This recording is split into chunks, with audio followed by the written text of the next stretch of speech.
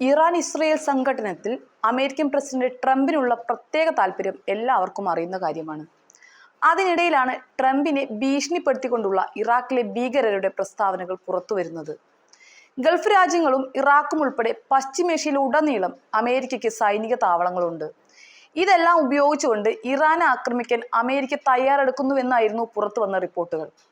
ഇറാന്റെ ആണവ കേന്ദ്രങ്ങളെ ആണവായുധം ഉപയോഗിച്ച് അമേരിക്ക ആക്രമിക്കുമെന്ന് പോലും വാർത്തകൾ എത്തുകയുണ്ടായി.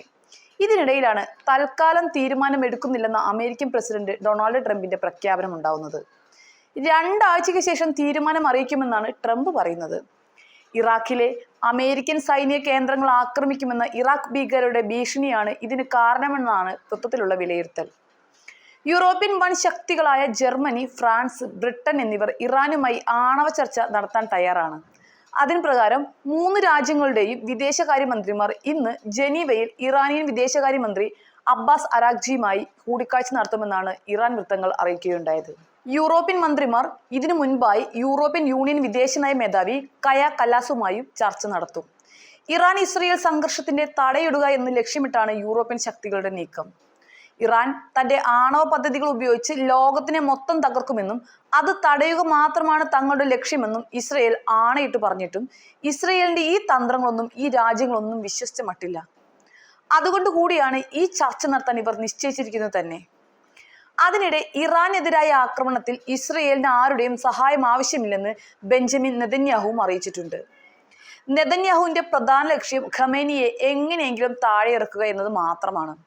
അതിലൂടെ ലോകത്തിന് മുഴുവൻ ഭീഷണിയായേക്കാവുന്ന ഇറാന്റെ ആണവശേഷി ഇല്ലാതാക്കണം. മറ്റുള്ളതൊന്നും തങ്ങളെ ബാധിക്കുന്ന വിഷയമല്ല എന്ന് തന്നെയാണ് നെതന്യാഹുവിന് പറയാനുള്ളത്. ഇക്കാര്യത്തിൽ അമേരിക്കയ്ക്കുള്ള താല്പര്യം അമേരിക്ക തന്നെ വെളിപ്പെടുത്തട്ടെ എന്നും നെതന്യാഹു കൂട്ടിച്ചേർക്കുകയുണ്ടായി. ഇറാൻ ഇസ്രയേൽ സംഘർഷത്തിൽ അമേരിക്ക ഇടപെടണോ എന്നതിൽ 2 ആഴ്ചയ്ക്കുള്ളിൽ തീരുമാനമുണ്ടാകുമെന്ന് വൈറ്റ് ഹൗസ് അറിയിച്ച ശേഷമാണ് ഈ പ്രതികരണം എന്നതും ശ്രദ്ധേയമായ കാര്യം തന്നെയാണ്. സൈനിക നടപടിക്ക് മുൻപ് നയതന്ത്ര ശ്രമം തുടരുമെന്നും ഇറാൻ നിരുപാധികം കീഴടങ്ങണമെന്നും കഴിഞ്ഞ ദിവസം ട്രംപ് പറഞ്ഞിരുന്നുവെങ്കിലും അത് ഖമേനി തള്ളിക്കളയുകയാണ് ഉണ്ടായത്. അതേസമയം ഇറാൻ ഇന്നലെ ഇസ്രയേലിന് നേരെ ബാലിസ്റ്റിക് മിസൈലുകൾ തൊടുത്തിരുന്നു. ഇറാന്റെ ശക്തി ക്ഷയിച്ചുവെന്ന റിപ്പോർട്ടുകൾക്കിടെയുണ്ടായ ഈ ആക്രമണത്തിൽ അക്ഷരാർത്ഥത്തിൽ ഇസ്രയേൽ ഞെട്ടിത്തരിച്ചിരിക്കുകയാണ്. ഏതാണ്ട് 30 മിസൈലുകളാണ് ഇന്നലെ രാവിലെ ഇസ്രയേലിന് നേർക്ക് വന്നത്. ബോർഷെബ നഗരത്തിലെ Soroka medical centre, tell Aviv stock exchange എന്നിവ അടക്കം 4 സ്ഥലങ്ങളിൽ മിസൈൽ പതിക്കുകയുണ്ടായി. 271 പേർക്കാണ് പരിക്കേറ്റത്. ഇതിൽ 71 പേർക്ക് പരിക്കേറ്റത് ആശുപത്രി ആക്രമണത്തിലാണ് എന്നതിൽ ഇസ്രയേലിനെ തെല്ലൊന്ന് ചൊടിപ്പിച്ചിട്ടുമുണ്ട്. മാത്രമല്ല, ടെൽ അവീവ് സ്റ്റോക്ക് എക്സ്ചേഞ്ച് കെട്ടിടത്തിനും ടെൽ അവീവിന് സമീപം ജനവാസ മേഖലകളായ റമാത്ത് ഗാൻ, ഹോളോൺ എന്നിവിടങ്ങളിലും മിസൈലുകൾ പതിച്ച് ബഹുനില കെട്ടിടങ്ങൾക്കും കേടുപാടുണ്ടാവുകയുണ്ടായി.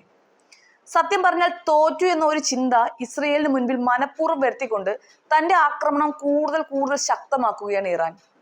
ഈ സാഹചര്യത്തിൽ ഇറാനെ സഹായിക്കാൻ ഹിസ്ബുള്ള എത്തുന്നതോടുകൂടി ഇസ്രയേലിന്റെ ഇനിയത്തെ അവസ്ഥ എന്ത് എന്ന് കണ്ടു തന്നെ അറിയണം.